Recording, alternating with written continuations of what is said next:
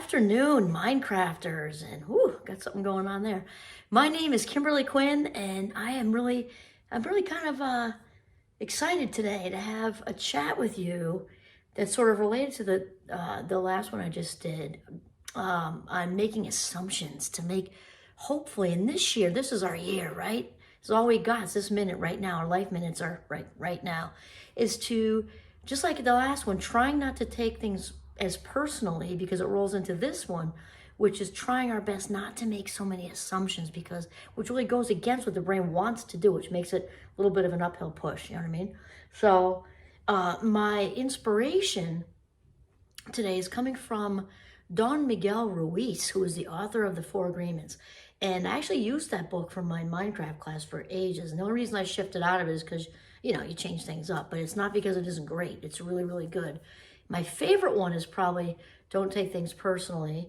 And this one, again, that was kind of inseparable, really, because think about all the assumptions that we make, and they generally don't work out well, right? Because really the only way to know what someone else is thinking or feeling is to ask them. So Don Miguel Ruiz has a really good take on this, which also, I'm having another thought with something I use in my cognitive psychology class, which is Daniel Kahneman's Thinking Fast and Slow. He's really good. So just quickly, like in a sort of nutshell kind of way, Daniel Kahneman separates the brain, very generally speaking, into two systems, system one and system two. So system one is our faster automatic thought process, which the high majority of the time does not work out well for us. That's how stereotypes happen, which does often land in prejudice, which then lands into the discrimination category, which is when all the hurtful, often hateful, bad things happen, right? So they all start with that little jumping to conclusion part of our brain that groups, people together based on, all this stuff. And it doesn't go anywhere good, right? The one exception I can think of is when system one is in gear, is when, God forbid it, a toddler's ready to walk out on the road and there's a car coming. And then you just like snatch, just, you're not thinking about it. You're not fact checking. You just grab the kid, right? And so that is really the once there might be a few more examples, but mostly the automatic part of our brain is like the assumption making machine, because the brain is lazy. Even if you are not as lazy as a person, I am not lazy as a person. The brain kind of takes a lot of shortcuts. It wants to kind of minimize the effort and energy. And so basically the assumption making thing is a shortcut, which is why it most often, the high majority of the time, actually does not work out well. So we really want to be aware, right? We can't do what we don't know, but once we're aware, we become responsible. And my good friend Dr. Dave, I bring him up a lot because I actually have that saying on a t-shirt. And it's something I've kept with me because it's true. We can't do what we don't know, but once we know better, we can, we then kind of need to do better the best we can, right? And so, okay, so good. So that's a system one and two. Now, system two is our more slowed down system where we want to reside most of the time. The slow down system two fact checks. And so do I really have all the facts on that person or that situation, or at least most of them? I really want to ask a question about this. I want to maybe give some critical thought and throw that at this. And in fact, I'm thinking of another book I use in cognitive psych, which is Maria Konikova's Mastermind. And it's so cool because it actually compares these systems of thought to Sherlock Holmes, right, and Watson. And so obviously Watson is the the jumper, he kind of just lands on, just automatically, while Sherlock is observant, taking in everything around him before he comes up with a conclusion. Now, where the system one works in Mastermind with Sherlock and with Holmes and Watson is because Sherlock is in that slow down, observant mode, taking it all in. He occasionally, can get run over by a train. And thankfully, Watson kind of grabs him out of that. So that, Watson has his place, system one has its place, but mostly we want to be Sherlock and really slow that stuff down, because again, the only way we can know anything is to really truthfully is to ask somebody what they're thinking and what they're feeling. Even if we know that person, even if they're your partner for 40 years, still, they're the only ones that have the read on what's going through their mind, right? It's just true.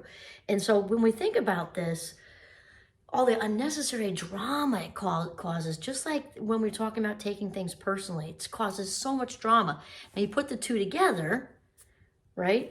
Taking things personally and the assumption making, and then you've got a big, huge ball of drama just ready to just bounce at anybody, right? So, and if we take another step further, I talk with my students. Well, actually, I ask them, and they come up with it all on their own because they're in this world of, cell phone saturation, right? Just tech saturation.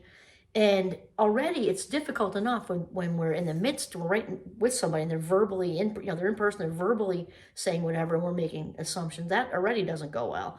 Bringing the cell phone into it with texting, oh my gosh, right? Because how many times, even if we seasoned grown-ups, taken something, made an assumption, then taken it personally, made an assumption, then taken it personally based on a text.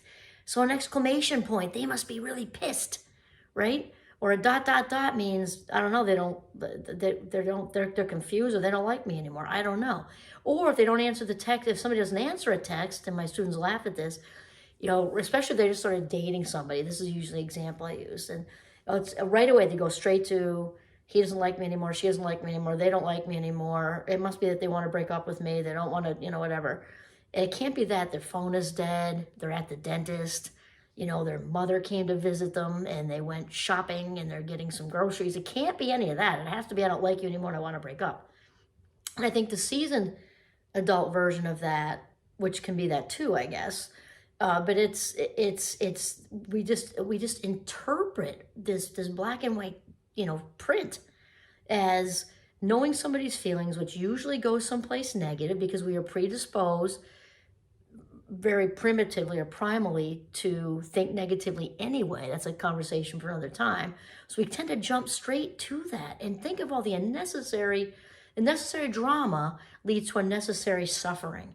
So a lot of this can be prevented if we just do those two things. We stop making assumptions and we stop taking things personally.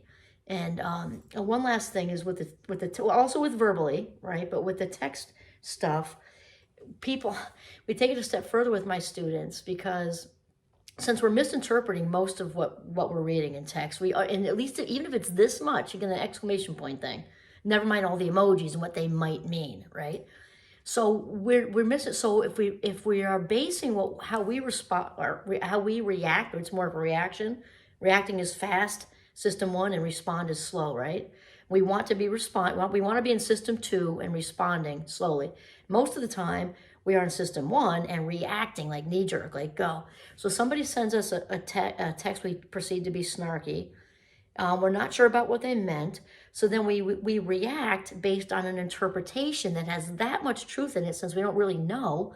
And so then think about it. Think of the chain reaction. It's like, so this isn't based on truth that we know of. Then I react or maybe respond based on what I interpret it as. So I'm throwing something back that's also coming up out of a place that's not that's inaccurate because of the inaccuracy. I can't. It's like dominoes, right? So nuts.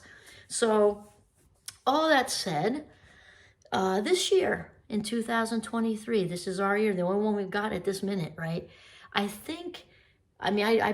working on it myself, right? We're all works in progress. Let's try to do those two things. Make fewer assumptions the best we can. We set the bar, do our best, right? Make fewer assumptions and take things less personally. Try it the best you can to not do either one. Awesome. This is Kimberly Quinn signing off from my kitchen in northern Vermont. Have a mindful day.